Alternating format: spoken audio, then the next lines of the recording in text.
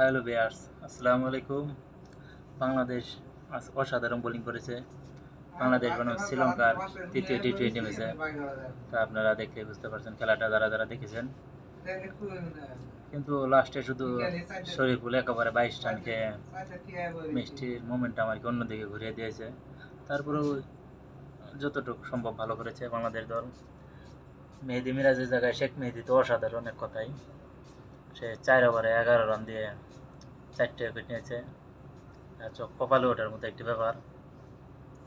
মেহেদী মিরাজের জায়গায় শেখ মেহেদীকে আজকে নিয়ে টিম ম্যানেজমেন্ট একটি সুন্দর কাজ করেছে। লাস্টে যদি শরীফুল বেশি রান না খাইতো তাহলে তো 120-30 রানের মধ্যে শ্রীলঙ্কা আটকে যেত।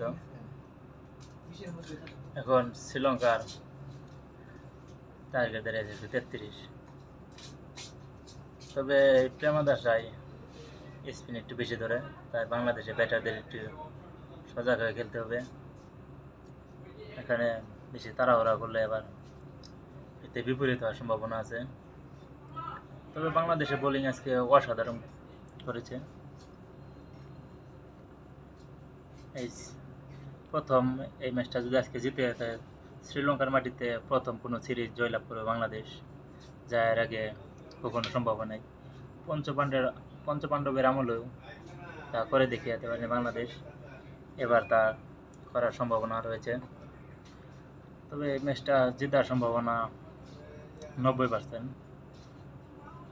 10% অন্যদিকে যাওয়ার সম্ভাবনা আছে। তবে পাওয়ার প্লেটাকে কাজে লাগাতে হবে ওপেনিং ব্যাটসম্যানদের। বাংলাদেশের তো আবার অতীত ইতিহাস বলে বোলিং ভালো করলে ব্যাটিং আবার ধস নামিয়ে দেয়।